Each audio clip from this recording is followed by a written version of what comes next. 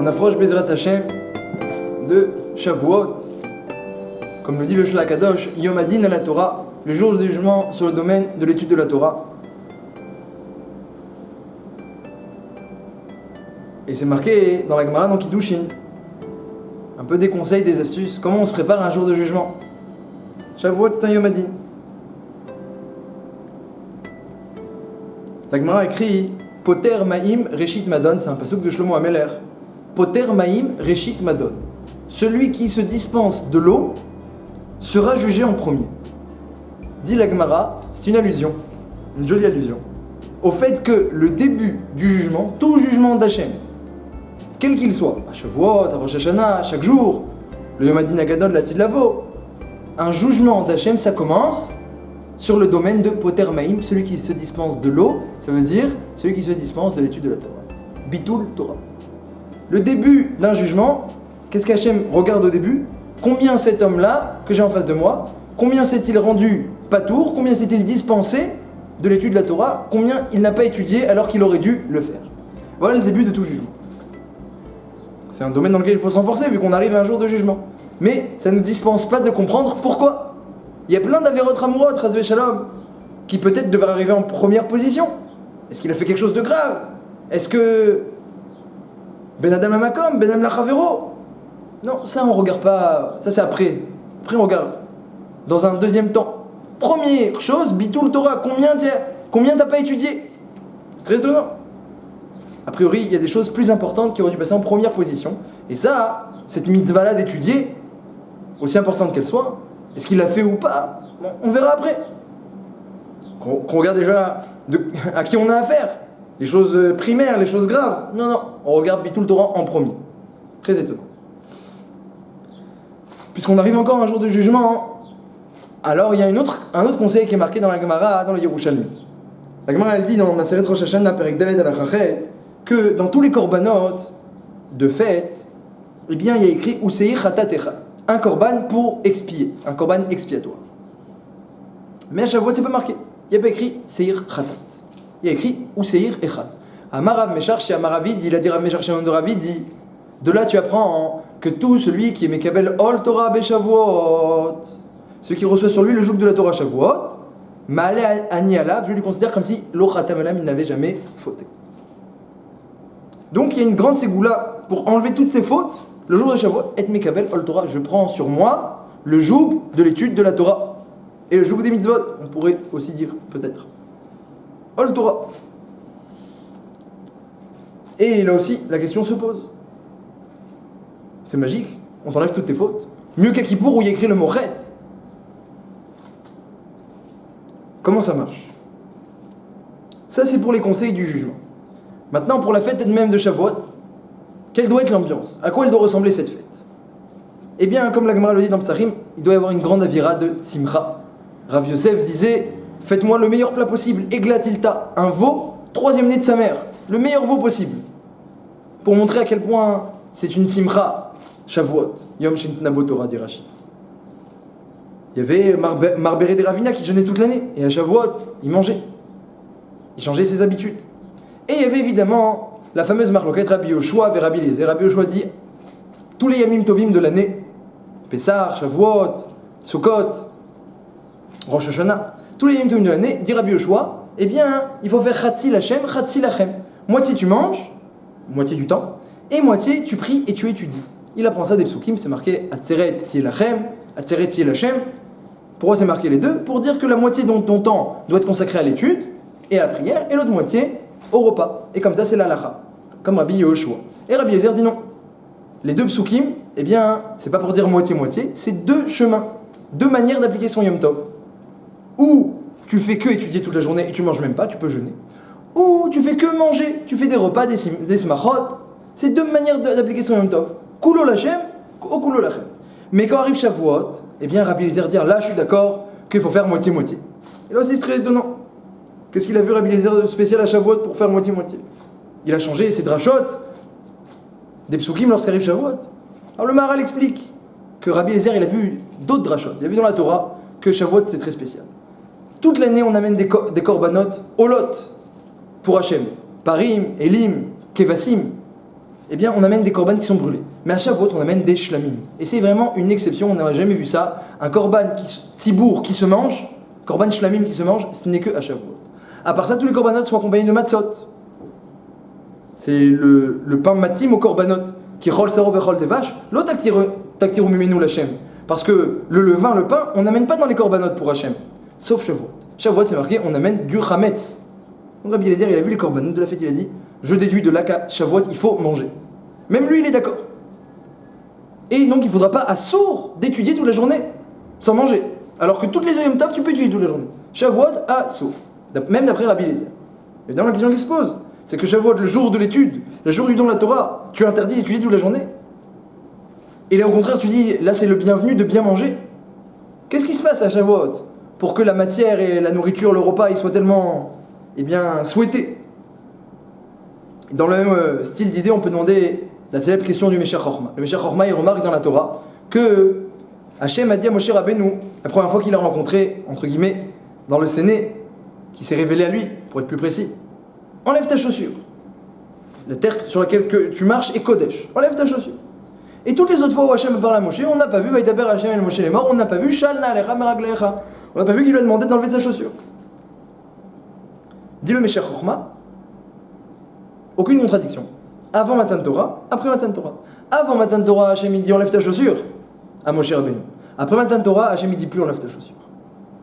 Et pourquoi? Parce que la chaussure, explique le Meshach Chochma, ça, c'est porteur de une connotation matérielle. La chaussure représente le corps de l'homme, la matérialité de l'homme. Pourquoi?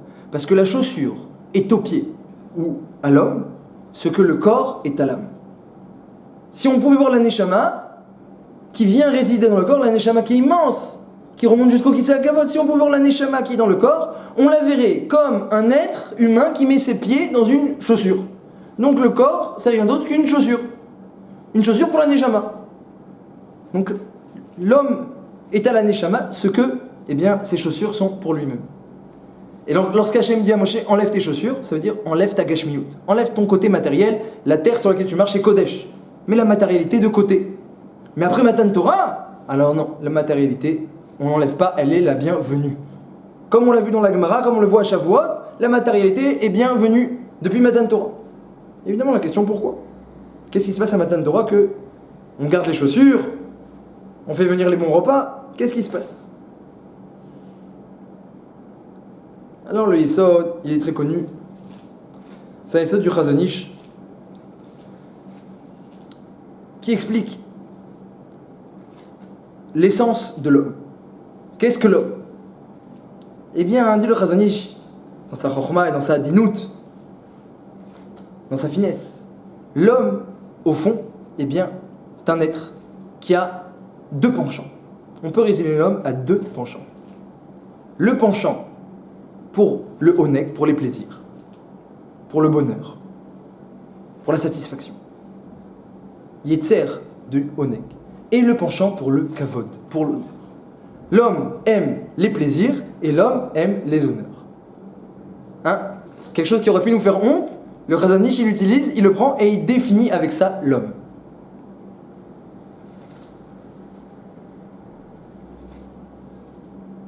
Mais d'un autre côté, ces penchants, on le sait, ils sont dangereux. Ils sont très dangereux. Le penchant pour le plaisir, il peut amener à n'importe quelle avéra. Et le penchant pour le kavod, il amène à la haine gratuite, à la dispute, au manque de vatranout, à la maison. On laisse rien passer. On ne veut pas s'excuser. On est makpid, on est pointilleux. Donc le penchant pour le kavod et le penchant pour le plaisir, ils sont dangereux, mais c'est l'essence de l'homme. Et dit le Chazon Ish, celui qui veut, les effacer, les annuler, les détruire, il détruit tout son être. Soter kol havayato. Zemitziut hachaim. C'est la définition de la vie humaine d'après le Chazon Ish. Alors qu'est-ce qu'a fait Hachem? Akadosh Baruch Hu, il a fait quelque chose d'extraordinaire. C'est vrai qu'il a donné ces penchants-là à l'homme.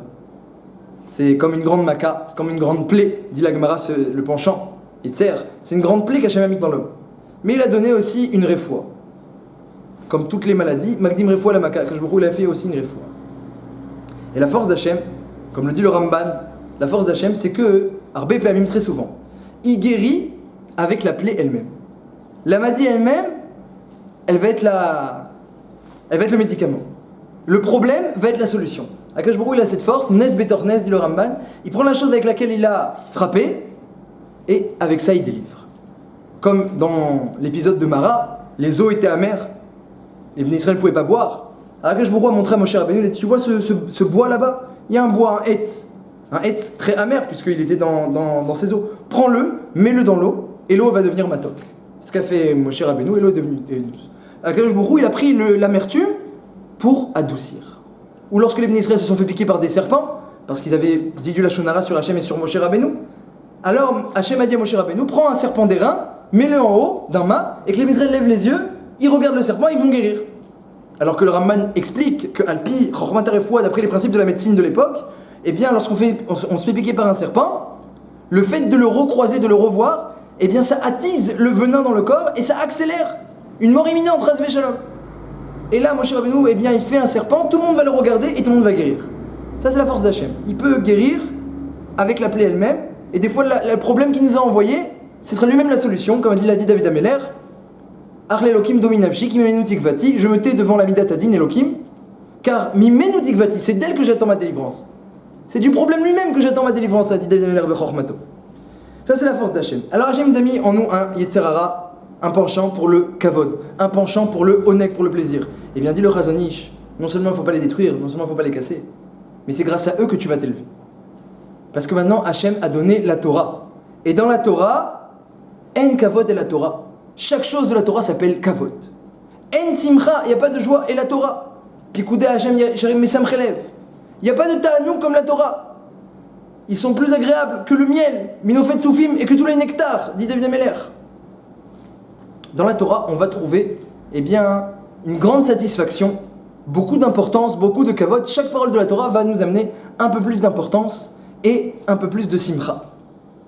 Et les penchants du ta'anoug et du kavod, Bémet n'ont été créés que pour nous pousser à grandir dans ce domaine. Si on n'avait pas le penchant du ta'anoug et du kavod, on ne pourrait pas s'élever dans la Torah.